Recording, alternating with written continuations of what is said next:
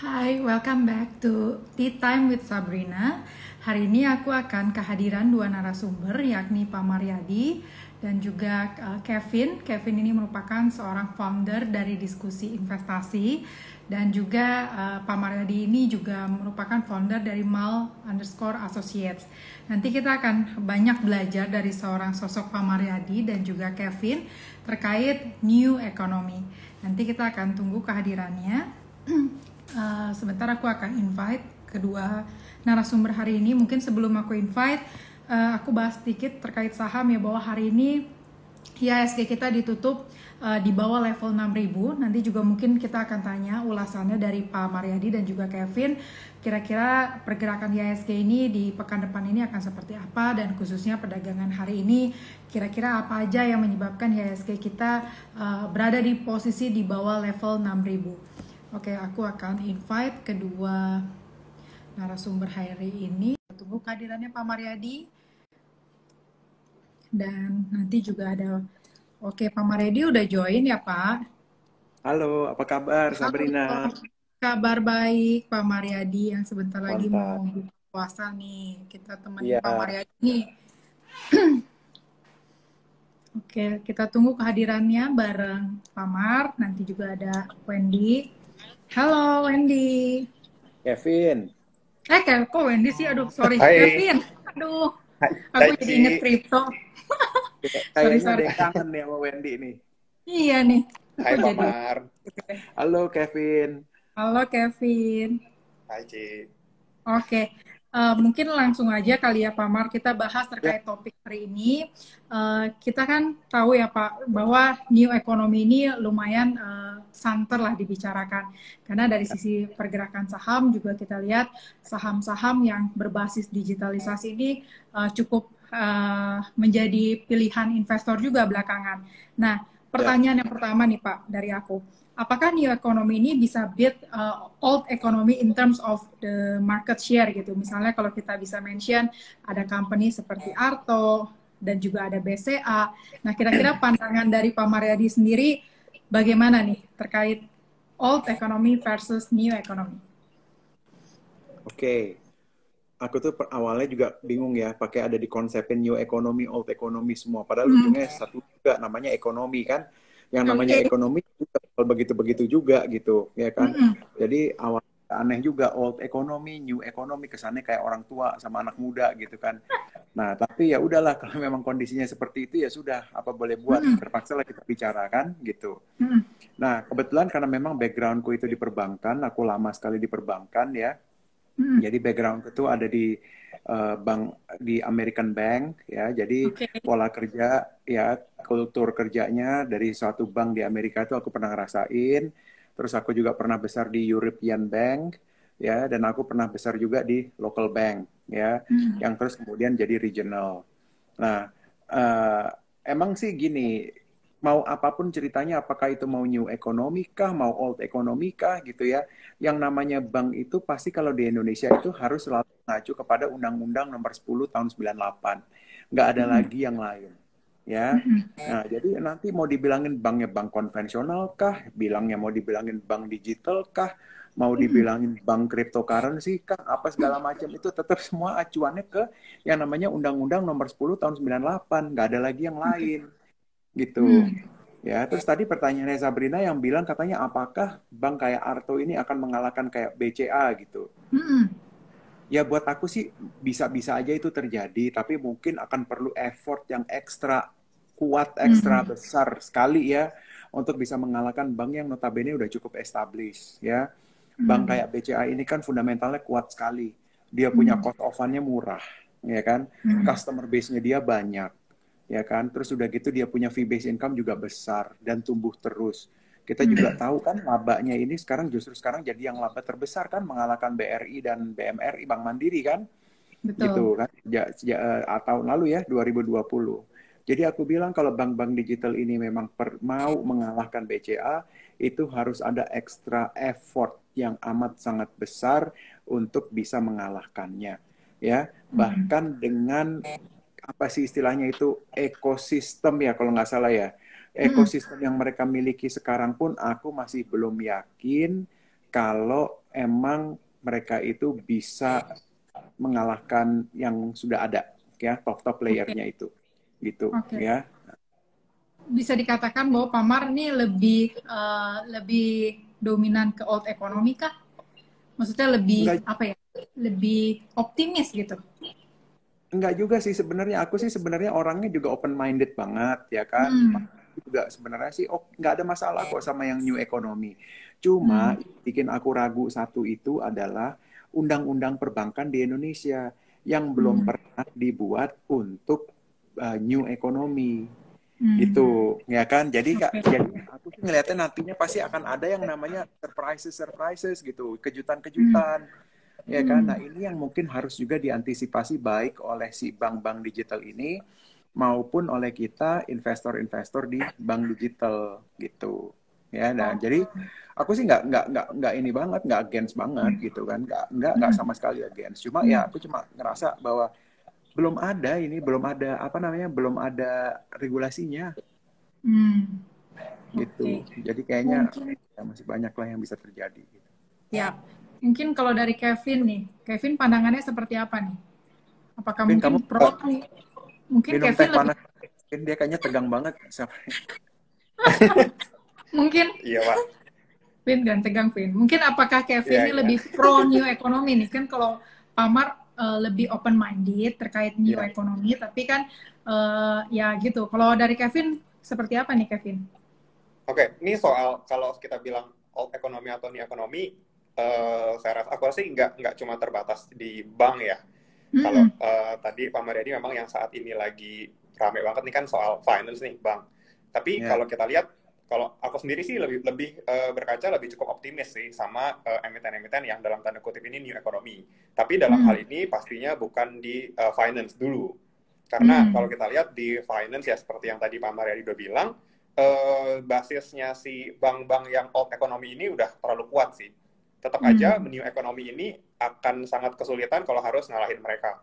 Tetap harus ada, mungkin si bank-bank yang new economy ini hanya akan bisa jadi pelengkap ya. Hanya akan bisa jadi hmm, pelengkap untuk menjaring masyarakat yang mungkin belum bisa terjaring oleh si bank-bank yang old economy. Istilahnya hmm, mungkin kalau Pak Mari sering bilang unbankable people ya Pak ya. Karena hmm, sampai saat ini pun masih cukup banyak ya orang-orang yang belum punya rekening gitu ya. Nah, ini mungkin hmm, bisa jadi salah satu solusi sih untuk mereka. Tapi kalau kita lihat dari bursa market yang bursa di negara yang udah maju, pada kenyataannya saham-saham tech company yang sekarang carry mereka semua gitu loh. Saat pandemi, kemudian kemarin marketnya recover, yang recover pertama itu adalah tech company, ya hmm. company-company yang dalam tanda kutip new economy, tapi mungkin bukan di industri finance. Kalau aku lihat sih gitu sih, karena kita ya Indonesia mungkin negara apa emerging market itu agak sedikit tertinggal sih. Ya, jadi kita bisa lihat negara-negara maju duluan proyeksinya, baru mungkin beberapa tahun setelahnya kita baru mungkin akan mengikuti ke sana. Gitu sih, Ci. Gitu Pak Mariadi. Ya, Oke, ya, oke. oke. Hmm. Oke, setuju. Nah, tapi kalau bahas terkait customer base gitu ya, Pak. Kalau misalnya kita tahu juga tahun 2021 ini kan ramai dengan yang namanya merger and acquisition gitu. Nah, Betul. kira-kira kalau misalnya kondisinya bank-bank tersebut ada dilakukannya M&A gitu, dan sementara customer base-nya mungkin kita juga cukup bukan pesimis sih melihat ya kayaknya tetaplah bank-bank yang konvensional ataupun old economy ini lebih kuat gitu. Tapi nyatanya ketika kalau memang dia melakukan M&A dan ternyata besar gitu Pak jumlah customer base-nya itu potensinya juga mungkin aja ya Pak ke sana. Ya, kalau kalau bicara potensi sih tidak menutup kemungkinan karena Mm-mm. penetrasi perbankan di Indonesia itu kan baru 60%. Jadi dari Mm-mm. 270 juta penduduk Indonesia itu baru 60%-nya yang punya rekening di bank sebenarnya. Ya kan? Mm. Jadi bicara potensi sih masih besar, ya kan? Nah, cuma yang jadi pertanyaan tuh sekarang adalah oke, bisnis model seperti apa yang akan digunakan oleh bank-bank yang menggunakan konsep new economy ini untuk Mm. menang di pasar, ya, karena Mm. pola perbankan di Indonesia sekali lagi aku selalu balik nih ke yang Mm. namanya Undang-Undang Nomor 10 tahun 98, masih di Mm. situ gitu loh, nggak kemana-mana. Jadi mungkin Mm. kalau menurut aku sih kalau memang mau kelihatan ada new economy mungkin Mm. akan jauh lebih efisien, lebih efektif dan lebih bisa apa ya, diimplementasikan dengan cepat itu di industri non perbankan ya. Nah, cuma ini kan masalahnya sekarang adalah di industri perbankan ini kan perlu konsolidasi karena banyak bank-bank yang buku satu kan, yang modalnya itu nggak gede gitu ya kan. Nah ini kan udah dikasih pilihan sama pemerintah, top up nggak modalnya, kalau nggak dijadiin BPR. Kalau jadiin BPR kan menurut bank umum itu kan jadi kayak turun kelas, ya kan? Nah akhirnya jadilah yang sekarang ini heboh lah yang bicara yang namanya merger and acquisition gitu. Kan? Nah merger dan acquisition-nya sendiri ini juga jadi tantangan tersendiri gitu karena yang dibeli adalah barang yang asetnya nggak ada sebenarnya gitu loh. Ya kan, kalaupun ada nilainya itu kecil sekali. Nah, kenapa kok yang asetnya nilainya kecil sekali ini all of a sudden bisa punya valuasi yang jauh lebih besar dibandingkan dengan bank-bank yang secara aset itu udah jauh lebih besar. Nah, ini yang buat aku masih belum bisa nyambung lah. Karena kan kita bicara potensi bisnis nih. Ini kan ada perbedaan approach dalam konteks valuasi nih, ya kan? Betul. Kalau kita bicara yang old economy, kita pakai Benjamin Graham, kita bisa pakai dividend discounted model, kita bisa pakai apa namanya discounted cash flow, ya kan? Tapi itu kan asumsinya perusahaannya sudah ada, bisnisnya sudah ada, ya kan? Cash flow-nya sudah jalan dan lain sebagainya. Nah ini kan kebanyakan kan bank-bank yang notabene sebenarnya masih kecil banget, ya kan? Yang kalau dipakein valuasi model ekonomi lama, value-nya mungkin nggak akan seperti yang kejadian sekarang gitu loh. Ya kan? Jadi ini kan aku sih ngeliatnya kayaknya valuasi model baru ini adalah valuasi yang memperhitungkan ekspektasi sebenarnya. Oke, gue punya ekspektasi begini, gue punya ekosistem di belakang gue punya bisnis yang bakal mendukung gue sampai sekian gitu. Ya kan? Yuk coba kita hitung yuk, asumsi, semuanya masih pakai asumsi gitu. Ya kan? Nah, pertanyaannya adalah asumsi-asumsi ini diambilnya dari mana? Nah, seperti tadi yang Kevin bilang kan, bahwa akhirnya asumsi-asumsi yang digunakan itu diambil dari contoh-contoh kasus di luar negeri, ya kan? Nah, apakah itu applicable di Indonesia? Kagak tahu juga gua. Makanya gue bilang ya udah tungguin aja. Kalau sekarang memang harganya saham naik, gue bisa dapat untungnya, gue main aja dulu di situ. Tapi urusan mau pegang jangka panjang, ya ntar dulu lah, ya nggak? Gitu kalau saya mah. Oke, siap. Jadi enjoy the moment aja ya Pak ya. Kalau sekarang lagi Enjoy the hype-nya moment apa, aja. enjoy aja kita ya. Iya, Oke. enjoy the moment. Oke, nah pertanyaan selanjutnya nih Pak, seberapa besar sih portion terhadap IHSG jika tech company yang kita tahu di second half ini kan kemungkinan katanya akan jadi booster ya Pak, katanya mungkin investor asing akan masuk ke Indonesia dengan catatan tech company itu akan listing gitu di Bursa Efek. Nah kira-kira market share-nya apakah akan menjadi top 10-nya IHSG Pak? Maksudnya secara market cap atau seperti apa nih pandangannya Pak Maryadi? Ya, kalau aku kan sekali lagi ngelihatnya begini ya. Aku tuh pernah attend di salah satu room di clubhouse. Ya, jadi ini orang private equity itu kumpul semuanya di situ. Ya, sedih juga sih aku ngelihatnya karena mereka nggak ngelihat Indonesia itu sebagai salah satu market yang potensial di Southeast Asia. Ya, jadi kayaknya euforianya ini ya mudah-mudahan aku salah lah. Tapi aku ngelihatnya gini, euforia yang perusahaan yang akan go public nanti ini kok kelihatannya hanya euforia lokal aja dan itu kayaknya lokal pun juga hanya di sebatas orang-orang yang ngerti gitu loh. Ya ini bukan euforia yang kesannya tuh kayak nasional banget yang semua tuh benar-benar berharap bahwa ini akan terjadi dan kita sebagai anak bangsa akan punya apa istilahnya ya, akan punya bagian gitu dari pertumbuhan itu. Karena kan gembar-gembornya juga nggak kelihatan kan sampai hari ini kan. Nah, ya kan, jadi aku ngeliatnya sih, apakah ini akan jadi top 10-nya IHSG atau ini akan ngangkat IHSG? Aku yakin mergernya akan mengangkat IHSG, aku yakin banget gitu ya. Cuma apakah nanti mereka ini akan berkontribusi signifikan kepada IHSG? Ya kita lihat aja nanti sebenarnya valuasinya mereka yang mereka mau IPO-in itu berapa. Dari modal dari nilai transaksi IHSG yang per hari itu berapa kurang lebih ya? 7.000 triliun. Berapa? 7 triliun ya. Nah, tuh ada yang tulisan Goto. Tuh, semangat tuh Pak Goto, Pak. Iya, yakin amat Goto, belum tentu juga Goto namanya, ya kan? Bisa juga Wencia namanya kan? Nah, mungkin kalau dari Kevin nih, pandangannya gimana, Vin? Yang tadi udah disampaikan Pak Mar nih, terkait euforia tech company nih di second half. Iya, Oh, Chris juga nih. euforianya sih. Kalau aku pribadi sih seneng banget sih. Maksudnya kayak sekarang ini kan sebetulnya bukan bukan hal yang baru ya. Ada tech Hmm, company ya. Ada juga beberapa tech company kan yang sebenarnya udah IPO ya Pak. Ya Iya, Cia. betul. Cuma karena Udah. dia itu bukan giant ya, bukan giant tech gitu ya. Jadi cuma kayak pelengkap aja gitu. Jadinya ya nggak ngefek terlalu banyak gitu. Walaupun indeks kita tuh hmm, udah bikin indeks teknologi gitu ya. Tapi tetap betul. aja harganya ya nggak bisa ngedrive IHSG juga. Nah, yang menarik tuh sebetulnya bukan lagi tech company-nya, tapi ini giant tech company-nya itu yang bikin menarik sih. Jadi Oh, orang-orang tuh kayak berlomba-lomba karena mungkin isunya udah dibahas lama banget ya. Udah dibahas hmm, lama banget, akhirnya kejadian nih tahun ini nih. Nah, jadilah orang-orang lebih rame sih ke sana, hmm, apalagi retail-retail yang mungkin yang milenial-milenial gitu kali ya. hmm. Karena selama ini cuma pakai apps-nya, tiap hari spend uang banyak di sana, akhirnya bisa nih ngerasain jadi owner lah Oke, gitu. oke. Oh, Pak Ini Mariadi, Wendy, wah, ini Wendy bisa di-kick aja gak, Ci? kayaknya sih harus di-kick nih Wendy ini. Ini masalahnya Pak Mariadi sampai ke-kick beneran nih jadinya. Bentar ya. Kenapa Pak Mariadi jadi hilang ya? Bentar. Kita invite lagi nih Pak Mariadi ya. Bentar. Oke, tadi apa Kevin bilang ya terkait itu udah lumayan mulai diperbincangkan juga kan. Nah, kalau Iya, misalnya dari kan banyak juga nih klien-klien ataupun teman-teman yang bertanya gitu cara untuk beli IPO-nya, bahkan sudah banyak juga nih di beberapa media massa memberitakan bahwa bisa beli secara e-IPO gitu ya. Sebetulnya uh, euforia ataupun antusias dari teman-teman Kevin mungkin yang udah jadi market player gitu seperti apa sih?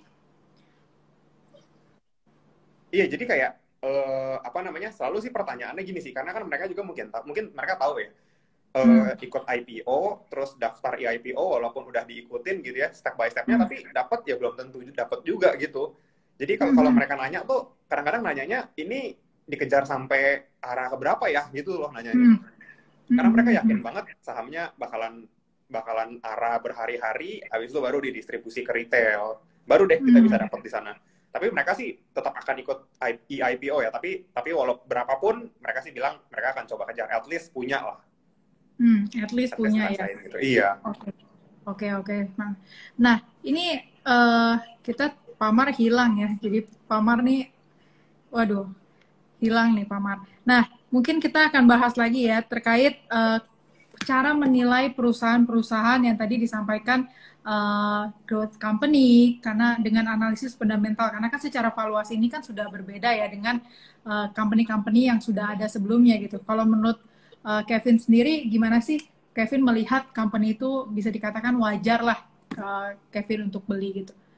Oh iya, balik lagi gini sih, kalau Hmm. misalkan ya, aku juga kan belakangan ini lagi ngulik banget nih tentang Hmm. si tech company gini. Karena memang Betul. nggak bisa divaluasi dengan normal gitu ya. Apalagi kita mau Hmm. cari kompetitornya juga nggak ada.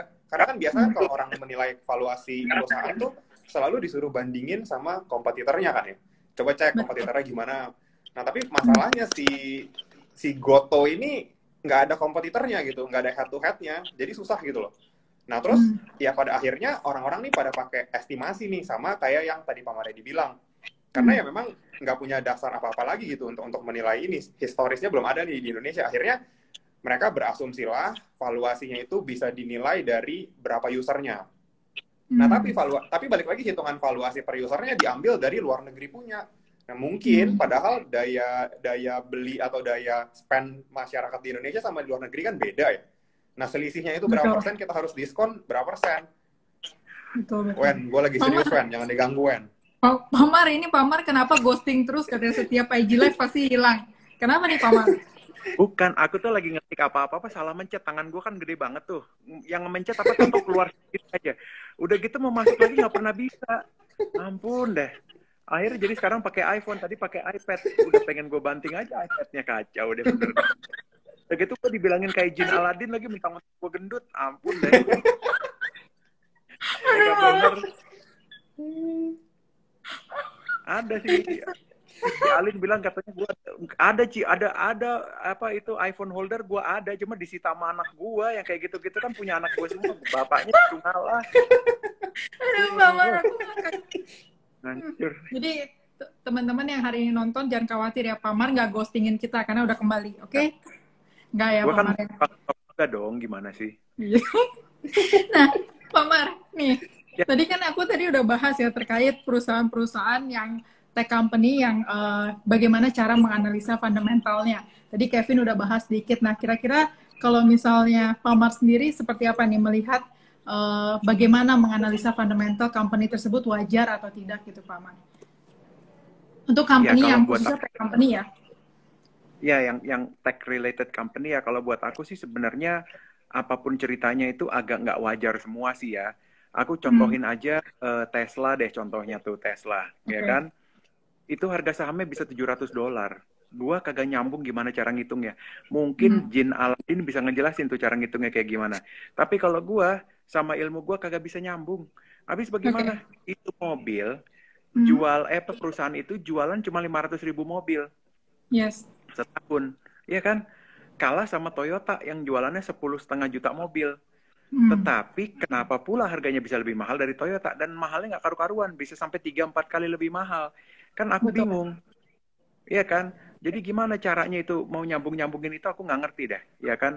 Cuma ya apa ya kita kudu belajar lah kan. Aku juga dapat kabar katanya ada orang yang namanya Darmodaran atau apa gitu, Hmm. apa modar-modaran apa-apa yang kita juga bisa pelajari ya kan Hmm. konsep valuenya dia gitu. Nah ya sudah Oke. aku sih coba lagi pelajari sih ya kan Hmm. karena semua yang dipakai dalam tech company itu kan sebenarnya adalah ekspektasi ya kan. Hmm. Oh ini ada yang bilang AI-nya dia mahal pan Mbak Tesla. Ya ilah AI-nya Tesla emang kenapa buktinya dia dilepas setirnya nabrak tembok juga sampai kebakar-kebakar sama Oh juga nggak iya, ada Pak. pengaruh. Iya, banyak banget tabrakan Tesla yang aneh-aneh lagi nyetir atau nyamber tembok di jalan tol. Sama juga gitu loh. Hmm. Ya Oke, kan? oke, Jadi ya oke. kita mengerti juga sih. Ya mungkin juga bener sih AI-nya mahal. Mungkin ada intangible value ya. Dari Betul. software, apa, yang kayak gitu-gitu kali. Ya kan? Hmm. Jadi ya begitu deh kalau aku sih Hmm. ceritanya. Hmm. Bahkan malah yang terakhir didengar untuk Tesla sendiri justru revenue-nya dikontribusikan karena itu ya Pak ya konversi cash-nya ke Bitcoin ya Pak ya, bukan karena Iya, produk iya dia utamanya ya. iya mereka baru cairin 20 juta apa 200 juta gitu kemarin tuh. Ya kan? Hmm. Nah, jadi Hmm. ya begitulah Hmm. Hmm. Hmm. gitu. Ya, ya, oke. Menarik sekali, Pak. Nah, kalau untuk pertanyaan selanjutnya nih, Pak, untuk kita bahas ya, Pak. Sekarang zaman bank digital kan semua di mana-mana ya, Pak. Kita masih bahas terkait Ya, bank. Kira-kira big four banks yang saat ini sudah ada, bagaimana ya cara antisipasi mereka untuk bisa mengambil langkah-langkah untuk tidak ini ya, ibaratnya dikejarlah oleh bank-bank digital gitu, karena semua kan serba digitalisasi gitu, bank-bank yang tadi Pak Mar sampaikan juga gitu. ya kalau aku bilang sih gini lah ya, kalau yang bank-bank digital itu mau ngejar yang top 5 di atas itu Hmm. mungkin eh, butuh right issue berpuluh-puluh kali. Nomor satu Hmm. itu, ya kan. Hmm. Yang nomor dua itu kan sebenarnya model bank digital untuk ngumpulin dana pihak ketiga itu kan belum proven, ya Hmm. kan. Kan di Indonesia ini kan sebenarnya ada konsep manual yang namanya laku pandai, ya kan. Itu Ya. kan sebenarnya kan basicnya digital.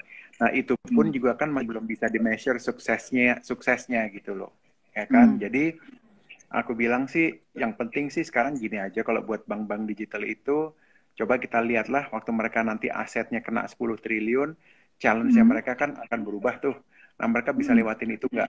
Kalau mereka bisa lewatin itu, nanti kita lihat lagi pada waktu mereka achieve 50 triliun, nah itu Hmm. akan gimana lagi, gitu aja. Nanti Hmm. kalau memang mereka bisa ngelewatin stages ini, otomatis begitu naik Hmm. ke 100 triliun, ke 200 triliun, harusnya mereka udah siap. Gitu sih. Karena Hmm. yang perlu diingat kan gini, bank itu kan balance sheet-nya leverage ya. Jadi dia Betul. modalnya itu bisa 1/10 utangnya. Ya kan? Hmm. Jadi key point dari bisnis bank itu sebenarnya adalah cari funding dana pihak Hmm. ketiga. Ya kan? Nah, kita lihat nih apakah Hmm. model digital begini akan mampu ngebawa funding-funding itu masuk.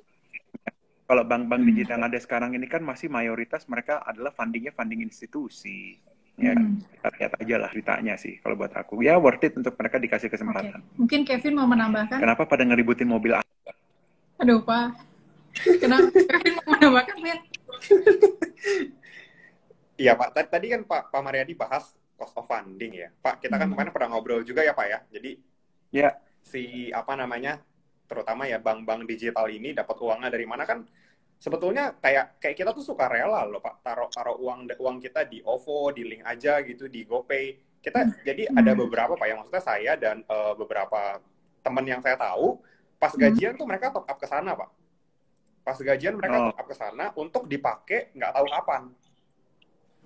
Nah, itu sih maksudnya, tapi balik lagi itu harus dihitung kan, dikalikan dengan jumlah si user ya Pak ya. Baru itu jadi uang lah ya, jadi baru bisa dikonversi jadi pendapatan. Nah, dan satu lagi mungkin mereka punya bisnis ini adalah si pay letternya itu. Nah, sekarang hampir pasti tuh teman-teman yang baru gajian tuh pasti langsung pertama lunasin pay letternya mereka. Karena pay letternya ini kan jadi kartu kredit edisi baru gitu ya. Mereka nggak yang kayak gimana, nggak yang harus apply terus tahu-tahu udah bisa dipakai.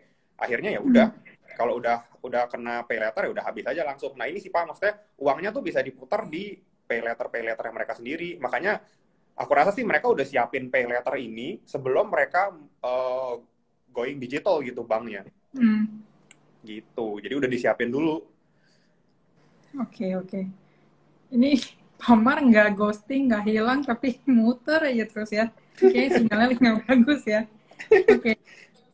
Oke. Nah, mungkin Wen bahas lagi nih. Berarti langkah-langkah yang dilakukan oleh bank konvensional ataupun bank yang secara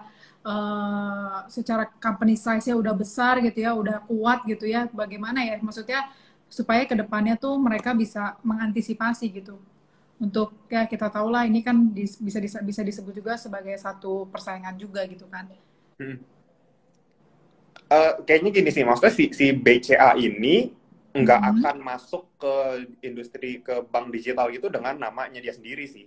Harusnya mereka tetap akan akuisisi lagi bank kecil atau mereka bikin lagi baru untuk fokus di sebelah sana. Jadi kelihatannya mereka akan lebih punya basis yang kuat seandainya ekosistemnya mau sih. Tapi kalau misalkan bank BCA pun punya bank digital baru, tapi ekosistemnya udah dimakan punya masing-masing, agak susah juga sih untuk bersaingnya. Oke. Nah, kalau menurut si Wendy ya jadi pengen ketawa, belum lagi kemarin lagi ARB, aduh.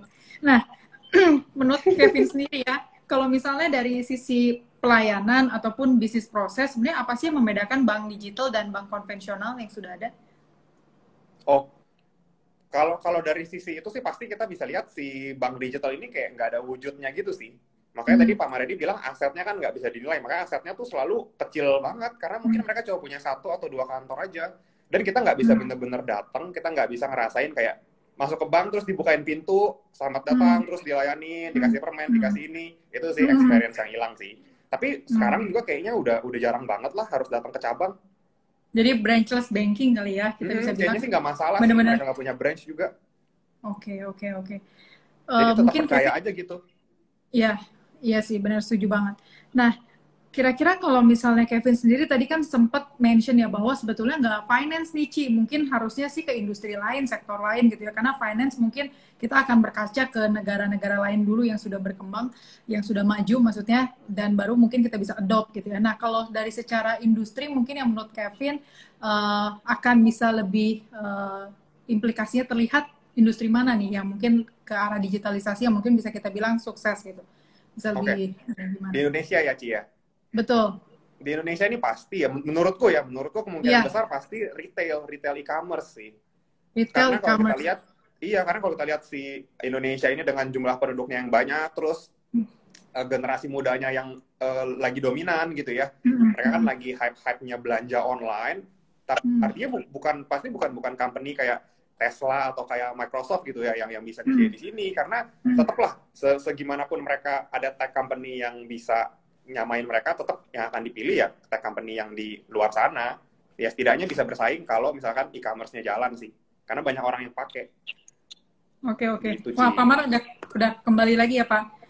Tadi kita sedikit bahas Pak. Tadi kan Wendy Iya, iya. sorry. Sorry. Tadi kan Kevin sempat tadi ini chatnya tuh Wendy jadinya ingetnya jadi si Wendy. Tadi Kevin ada sempat bahas Pak terkait industri yang mungkin bukan finance tapi lebih ke industri lain gitu. Menurut Pak Mariadi seperti apa nih Pak? Aduh, Pak Mariadi.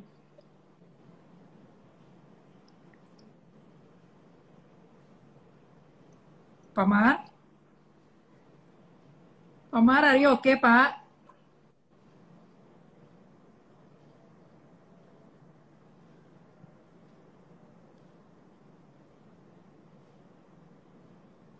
Kevin bisa dengar suara Pak Mar?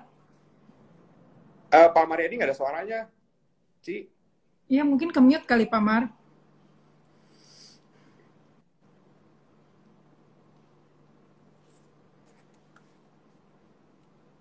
Pak Mar nih salah pencet apa lagi nih?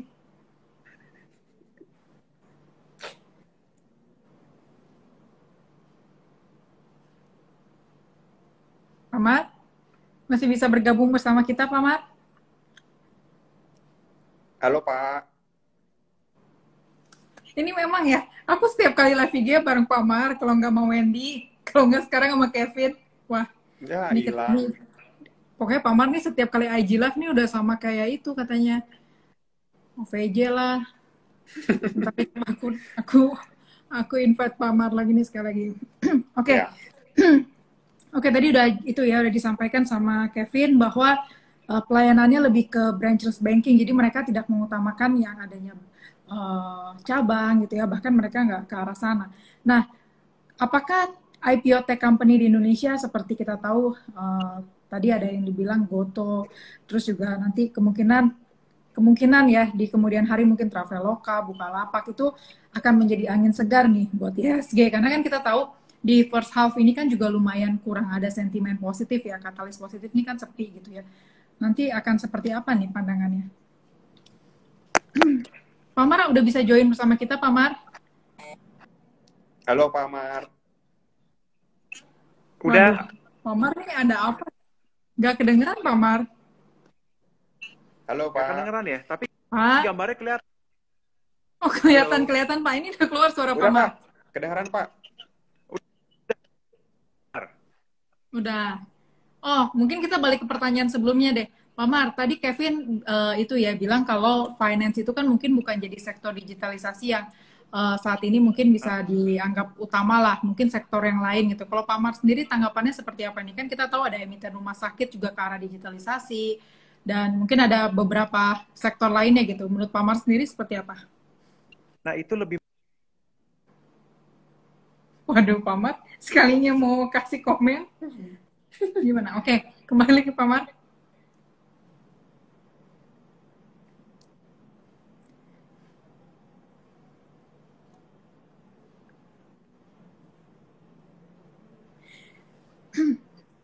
Mungkin Pak Mar ini ada kesulitan sinyal ya. Wendy, ini kita bikin ARB aja nih ya. Iya.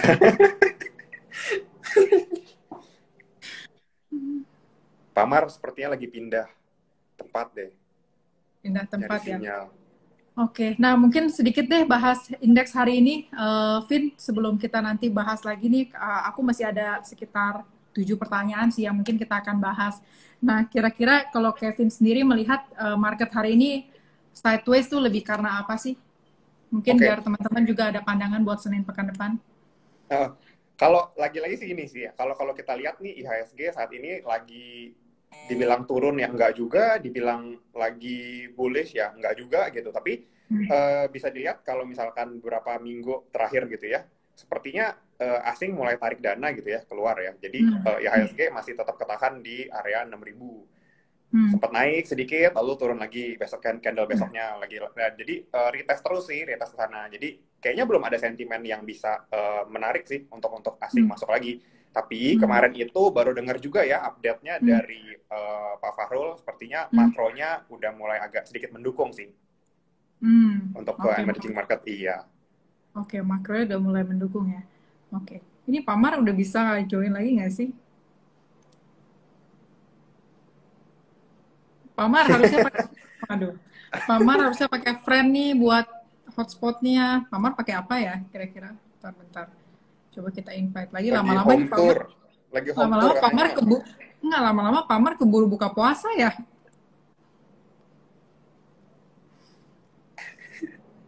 Jangan ditahan, Mbak, kalau mau ketawa. Oke. Bener-bener ya. Nah, mungkin nih kita bahas lagi nih Mm-mm.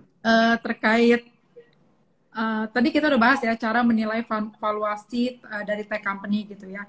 Nah, bagaimana mengukur growth dari tech company ya, misalnya dari kliennya atau customer base-nya, traffic transaction-nya, atau mungkin bisa lihat dari faktor lain kah?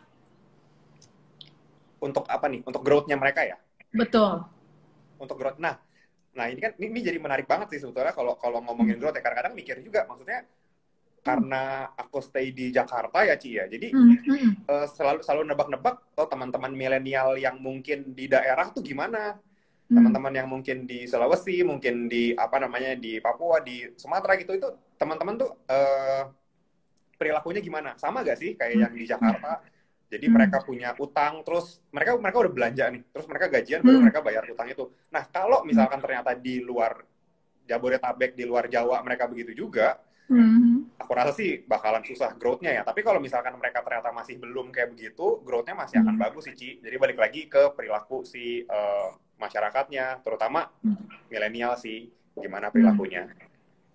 Tapi berarti dari customer base, dari transaction traffic transactionnya, itu juga menjadi salah satu faktor lah ya, faktor penting juga ya Betul. buat kita nilai Jumlah kan.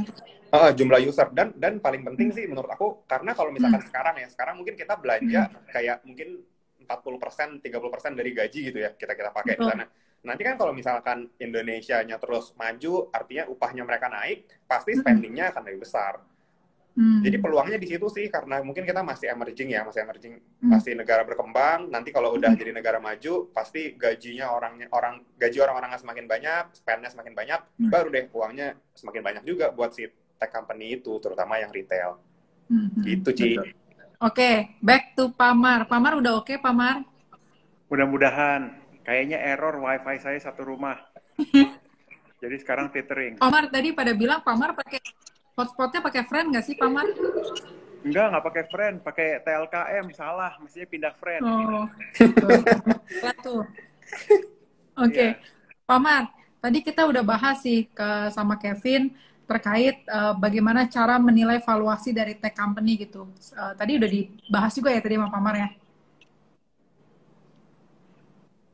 Sorry, gimana? Sorry, putus-putus Ya, lagi deh. tadi kan kita udah bahas terkait cara kan kita sebenarnya poin kali ini kan topiknya kita mau lihat bagaimana cara melihat new economy ataupun tech company yang ada di IHSG nanti di kemudian hari kan cara valuasinya seperti apa. Nah, tadi Ya, Kevin sempat mention bahwa industri finance kemungkinan mungkin apa ya tidak jadi prioritas nih, bisa dilihat sektor lain, mungkin kita tahu ada emiten rumah sakit yang juga sudah mulai lebih ke arah digitalisasi. Nah, kalau Pamar sendiri melihat sektor apa sih yang mungkin diuntungkan nih lebih ke arah new normal nanti ke depan? ya kalau aku bilang sih mendingan yang kayak gitu-gitu aja dulu. Sektor-sektor yang kayak rumah sakit, kayak perkebunan, kayak boleh pakai digital, itu implikasinya lebih kelihatan. Kalau di dunia perbankan tuh agak ribet. Karena apa ya? Karena ketentuannya apa, perbankan itu kan highly regulated banget ya. Ya kan, jadi nggak akan semudah kita masuk ke industri-industri lain gitu. Perbankan ini kan ketentuan permodalannya ribet, apa macam-macamnya juga yang mesti dipenuhi oleh dunia perbankan juga ribet dan lain sebagainya. Nah, jadi kalau umpamanya kayak rumah sakit kerjasama sama apa lewat digital, Betul. nah itu mungkin bagus kalau menurut aku. Jadi lebih implikasinya lebih kelihatan gitu loh. Ya kan? Oke. Ketimbang kalau di bank. Kalau di bank nih ribet nanti urusannya. Oke. Nah, tadi Pamar bilang bahwa kayak rumah sakit mungkin bisa lebih ini ya, karena kalau bank itu kan highly regulated. Nah, kira-kira Ya, implementasinya ini akan seperti apa sih, Pak? Let's say kita bilang untuk rumah sakit gitu. Apakah era digital ini benar-benar nanti akan efektif gitu? ya paling enggak tuh gini loh, kan kita ngelihat gini ya, yang namanya kayak kita ngelihatnya gini, kita ngelihat dari dunia perbankan ya. Dunia perbankan itu Hmm. pertama kali digital keluar tuh sebenarnya udah sekitar 10 tahun yang lalu. Itu Hmm. diinisiasikan oleh teman-teman kita di perbankan Singapura.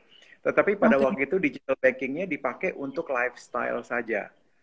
Hmm. Ya, jadi kalau mau cari informasi, mau booking restoran, mau pergi kemana dan lain sebagainya itu semuanya bisa pakai digital. Nah itu Hmm. mungkin sebagai starting point-nya lah, kayak di rumah sakit kita mau masuk ke rumah sakit, mau booking kamar, mungkin bisa Hmm. pakai apps, ya kan, nggak perlu datang ngantri dan lain sebagainya, ya kan. Terus Hmm. kalau umpamanya mau booking dokternya juga mungkin bisa pakai apps. Ya, jadi semua Hmm. itu proses apa namanya operasionalnya itu yang tadinya manual itu bisa dibikin jadi digital gitu loh. Jadi bisa lebih simplified gitu, ya kan? Oke. Nah, Ya. terkait fase ekonomi digital di Indonesia, Pamar, apakah bisa kita bilang ini masih early stage atau sudah berada di tahap yang sudah lanjutan gitu?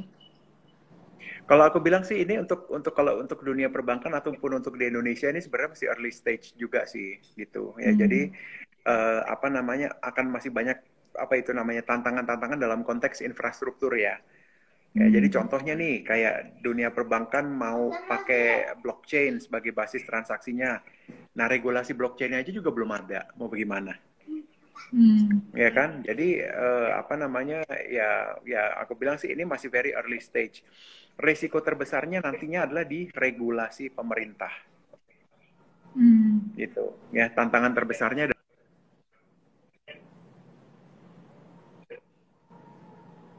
Oke.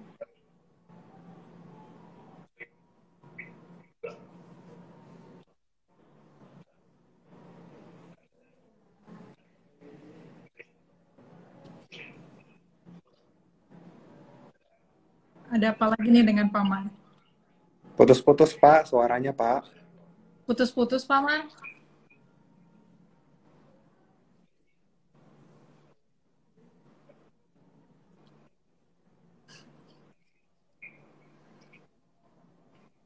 Pamar, suaranya putus-putus nih.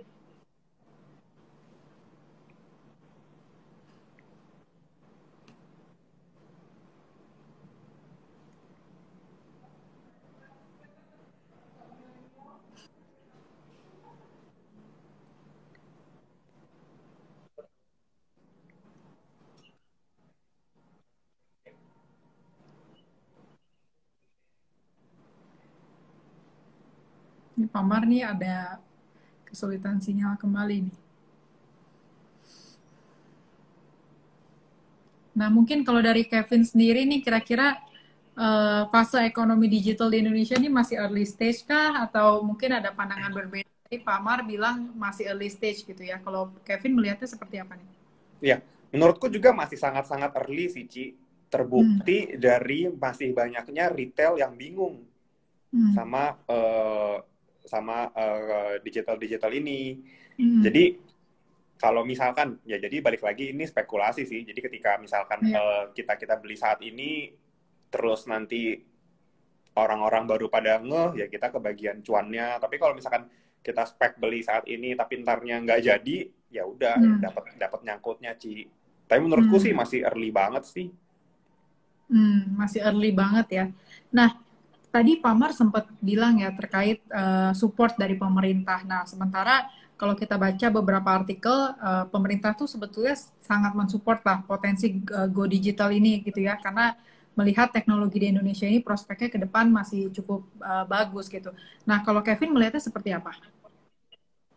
Hmm. Ya ini penting banget sih maksudnya di dukungan pemerintah nih apalagi kan untuk membuat aturan-aturan ya.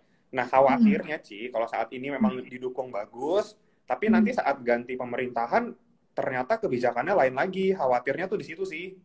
Jadi ntar Hmm. mungkin menteri yang baru atau pemerintahan yang baru karena yang saat ini mungkin udah 2 periode gitu ya, nggak Hmm. dilanjutkan dan akhirnya jadi ngegantung gitu kan sering-sering kayak Hmm. begitu tuh kalau kasus kalau project-project government.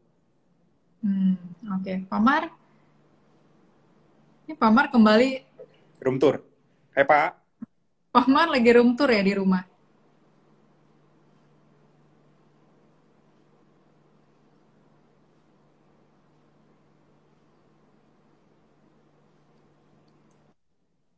Ini Pak Mar ini memang berapa kali kita ada kesulitan sinyal ya.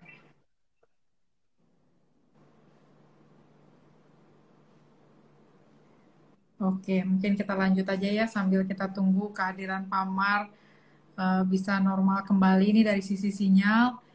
Mungkin kalau dari Kevin nih, kan tadi kita udah bahas ya terkait new economy dan lain sebagainya. Nah, kalau Kevin sendiri punya nggak sih saham rekomendasi lah, mungkin yang bisa jadi watchlist lah. Kira-kira mungkin potensinya ke depan akan bagus gitu. Dan khususnya kan kita lihat memang belakangan ini saham-saham berbasis blue chip ini kan lumayan tidak menjadi concern ya buat investor, lebih kepada saham-saham digital yang jadi hype gitu. Nah, kalau Kevin sendiri melihat saham mana aja nih mungkin yang bisa jadi watchlist? Oke, kalau misalkan ya, kalau kita lihat bener tuh Ci, kan kalau kita lihat ya blue chip nih berapa bulan atau mungkin berapa waktu terakhir nih kayak kayak lagi ditarik gitu kan, kayak lagi ditarik. Karena ya flow asingnya juga keluar gitu, karena mungkin mereka lebih merasa potensi di negara lain lebih oke gitu, apalagi kalau Indonesia juga masih kelihatannya masih belum terlalu bisa growth gitu ya. Kalau kita lihat kan pasti asing itu nyari lah yang mana yang lebih cuan. Kalau di Indonesia lebih jelek ya dia akan pindah.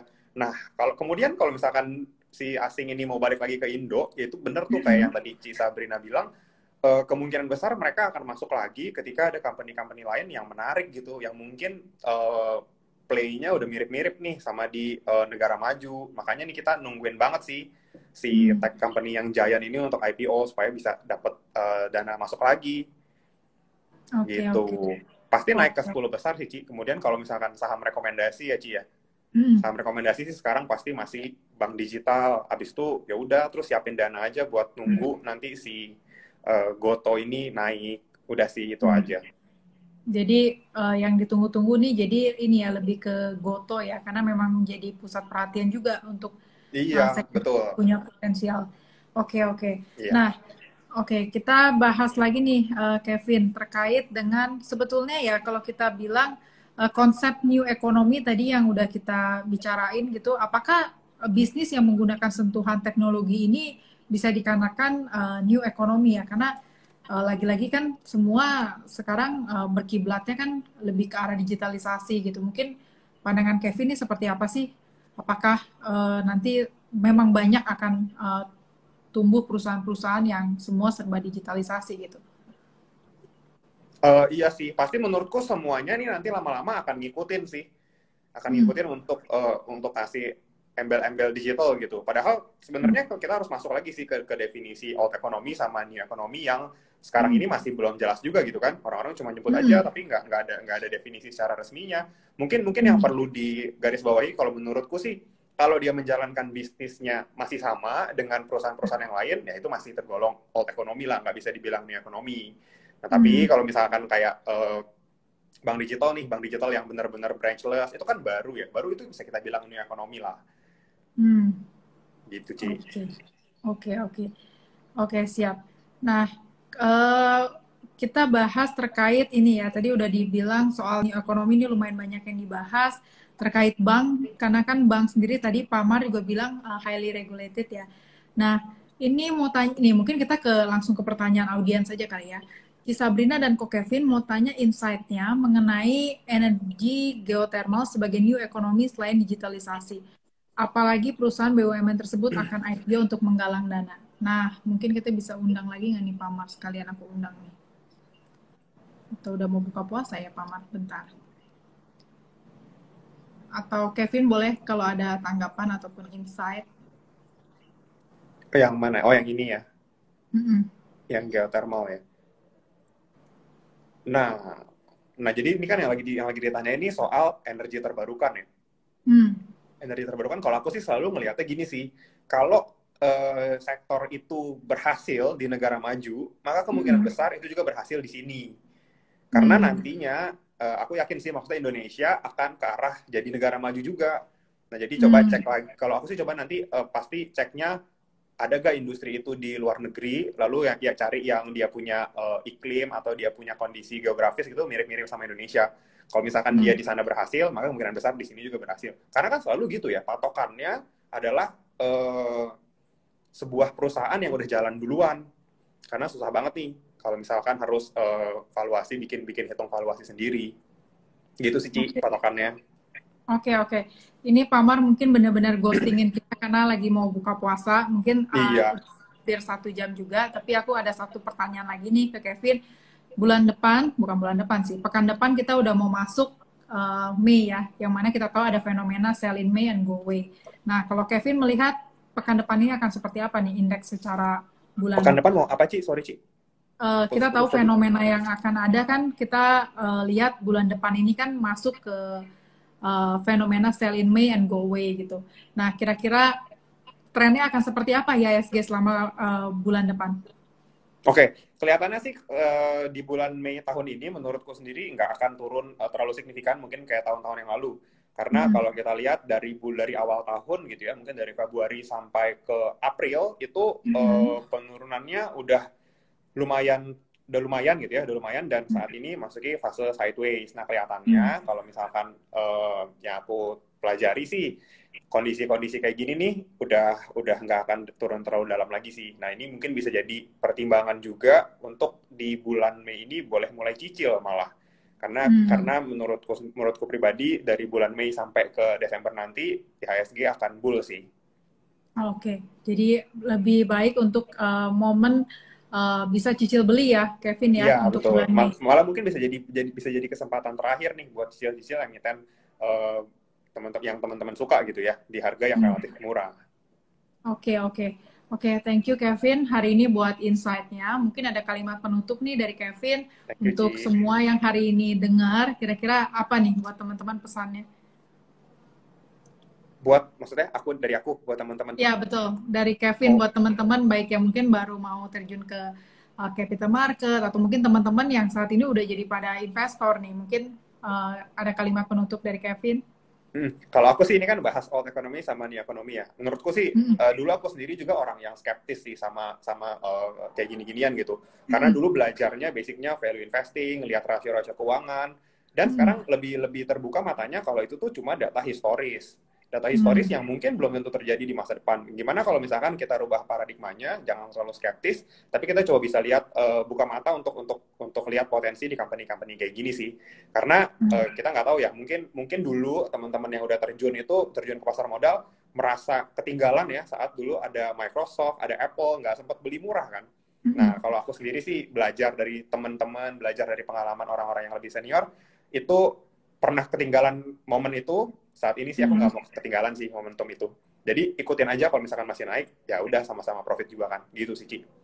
Oke, thank you buat Kevin Keren atas ya, Ci, jawabannya. insight-nya. Keren banget. Thank you juga nih, Pamar tadi bilang kayak ada masalah di WiFi, jadi nggak bisa join lagi bareng kita. Selamat buka puasa juga buat Pak Mariadi. Nanti next time kita akan atur lagi buat IG Live selanjutnya. Terus nih ada masukan nih dari Ci Erika, kalau Arto di bawah 10.000, jangan lupa ditampung. Gitu. Oke. Terus juga tadi ada Ko Kris, ada Wendy yang lumayan ngerusuh ya, dan semua teman-teman. Ko Arvin juga tadi ada. Thank you so much buat yang hari ini nonton. Nanti next time kita akan buat IG Live lagi yang seru-seru lebih Oke. menarik ya. Oke, thank you so Thank you, much for Ci. Kevin. Thank you. Dadah. Bye.